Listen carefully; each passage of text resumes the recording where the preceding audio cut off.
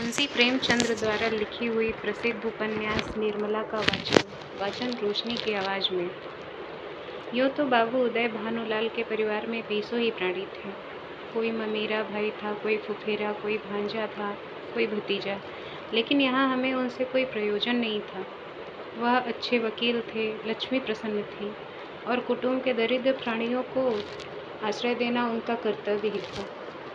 हमारा संबंध तो केवल उनकी दोनों कन्याओं से है, जिनमें बड़ी का नाम निर्मला और छोटी का कृष्णा था। अभी कल ही दोनों साथ साथ गुड़िया खेलती थी। निर्मला का 15वां साल था और कृष्णा का 10वां। फिर भी उनके स्वभाव में कोई विशेष अंतर न था। दोनों चंचल, खिलखिलाती और सैर तमाशे पर जान देती थी। दोनों गुड़िया का धूमधाम से ब्याह करती थी, सदा काम से ही जी चुराती रहती। माँ पुकारती रहती थी, पर दोनों कोठे पर छिपी बैठी रहती थी कि न जाने किस काम से बुला रही हैं। दोनों अपने भाइयों से लड़ती थी, नौकरों को डांटती थी और बाजे की आवाज़ सुनते ही द्वार पर आकर खड़ी हो जाती। पर आज एकाएक एक ऐसी बात हो गई जिसने बड़ी को बड़ी और छोटी को छोटी बना दिया। कृष्णा यही है, पर निर्मला बड़ी गंभीर, एकांत प्रिय और लज्जाशील हो गई है।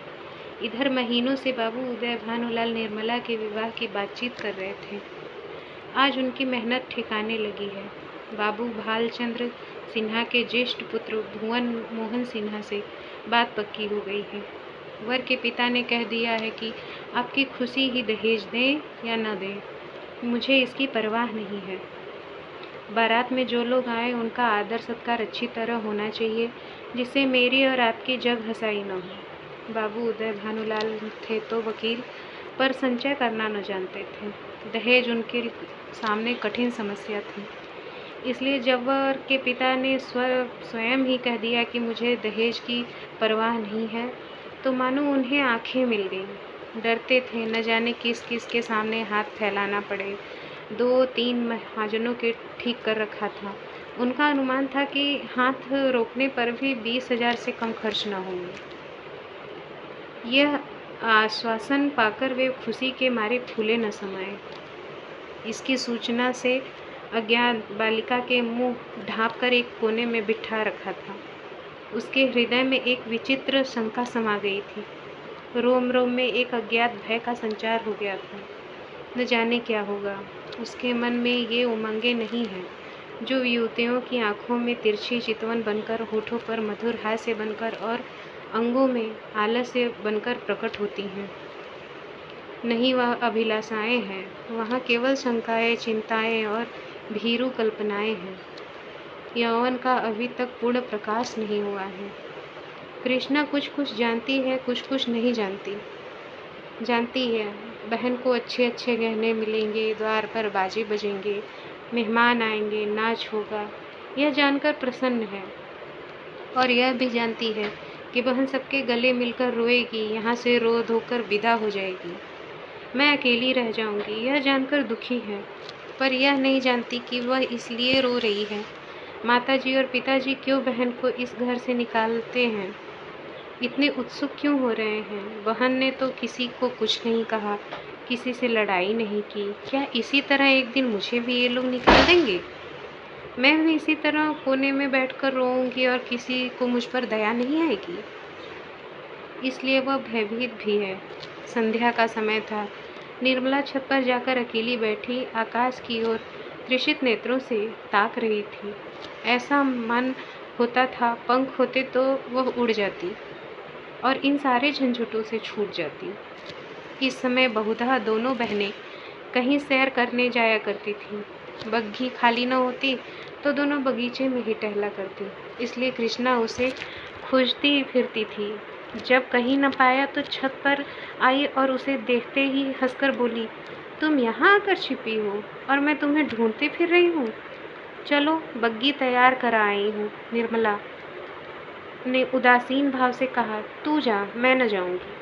कृष्णा, नहीं मेरी अच्छी दीदी, आज जरूर चलो। देखो कैसी ठंडी ठंडी हवा चल रही है। निर्मला, मेरा मन नहीं चाहता, तू चली जा। कृष्णा की आंखें डबडबा आईं।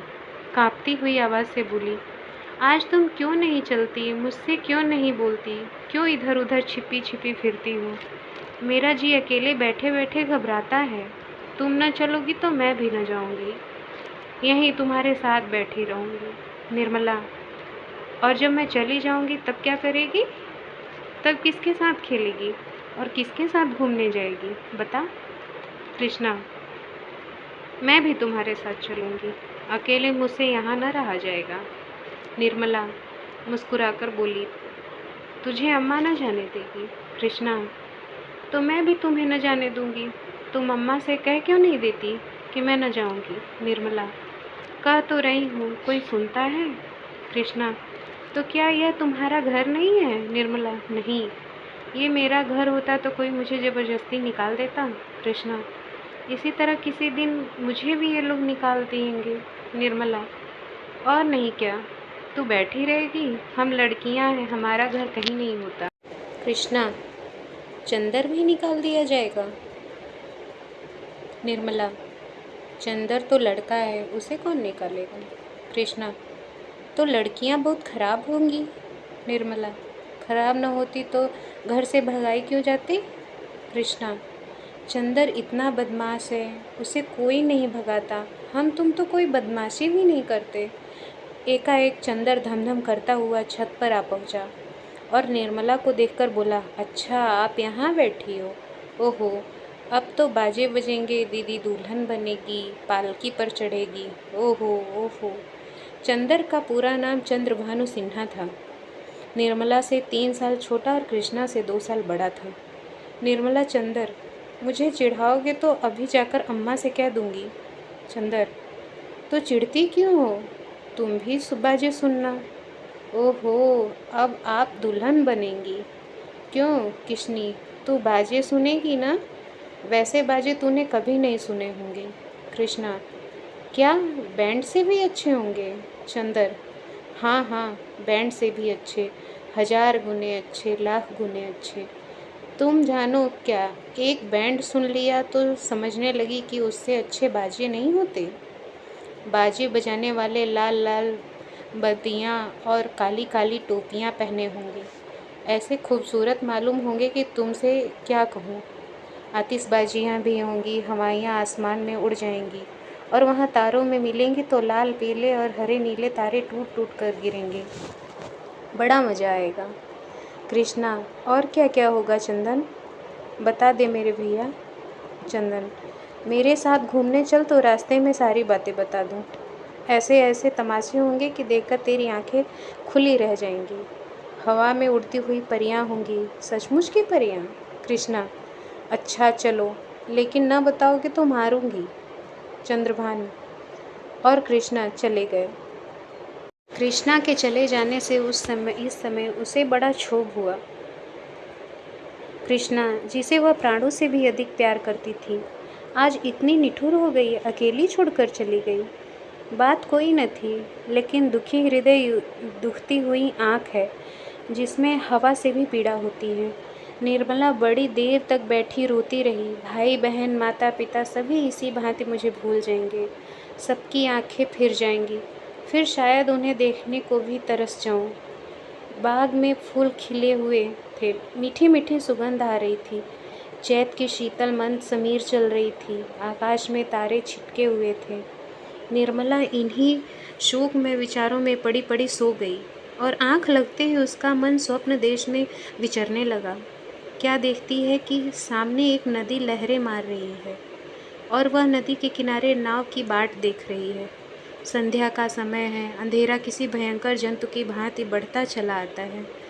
वह घोर चिंता में पड़ी हुई है कि कैसे यह नदी पार होगी, कैसे पहुंचूंगी। रो रही है कि कहीं रात ना हो जाए, नहीं तो मैं अकेली यहाँ कैसे रहूँगी।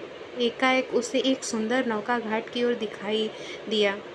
वह खुशी से उछल पड़ती है और ज्यों ही वह नाव घाट पर आती है, वह उस पर चढ़ने के लिए बढ़ती है, लेकिन ज्यों ही नाव के पटरे पर पैर रखती है, उसका मल्लाह बोल उठता है, तेरे लिए यहाँ जगह नहीं है। वह मल्लाह ही खुशामद करती है, उसके पैरों पर पड़ती है, रोती है, लेकिन वह यह कहे जाता है, तेरे लिए यहाँ जगह नहीं है।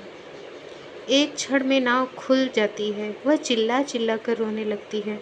नदी के निर्जन तट पर रात भर कैसे रहेगी, यह सोच वह नदी में कूदकर उस नाव को पकड़ना चाहती है कि इतने में ही कहीं से आवाज़ आती है, ठहरो ठहरो, नदी गहरी है, डूब जाओगी।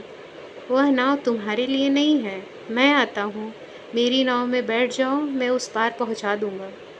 वह भयभीत होकर इधर उधर देखती है कि यह आवाज़ कहाँ से आई। थोड़ी देर बाद एक छोटी सी डोंगी आती दिखाई देती है। उसमें न पाल है, न पतवार है, न मस्तूल है। पैंदा फटा हुआ है, तख्ते टूटे हुए हैं, नाव में पानी भरा हुआ है और एक आदमी उसमें से पानी उलीच रहा है। वह उससे कहती है, ये तो टूटी हुई है, यह कैसे पार लगेगी। मल्लाह कहता है, तुम्हारे लिए यही भेजी गई है, आकर बैठ जाओ। वह एक क्षण सोचती है, फिर इसमें बैठूं या न बैठूं। अंत में वह निश्चय करती है, बैठ जाऊं। यहाँ अकेली पड़ी रहने से नाव में बैठ जाना फिर भी अच्छा है। किसी भयंकर जंतु के पेट में जाने से अच्छा है कि नदी में ही डूब जाऊं। कौन जाने नाव पार पहुँचेगी या नहीं। यह सोचकर वह प्राणों को मुट्ठी में लिए हुए नाव पर बैठ जाती है। कुछ देर तक नाव डगमगाती हुई चलती है, लेकिन प्रतिक्षण उसमें पानी भरता जाता है। वह भी मल्लाह के साथ दोनों हाथों से पानी उलीचने लगती है, यहाँ तक कि उनके हाथ रह जाते हैं, पर पानी बढ़ता ही चला जाता है। आखिर नाव चक्कर खाने लगती है। मालूम होती है अब डूबी कि तब डूबी। तब वह किसी अदृश्य सहारे के लिए दोनों हाथ फैलाती है। नाव नीचे जाती है और उसके पैर उखड़ जाते हैं। वह जोर से चिल्लाई और चिल्लाते ही उसकी आंखें खुल गई। देखा तो माता पिता सामने खड़ी उसका कंधा पकड़कर हिला रहे थे।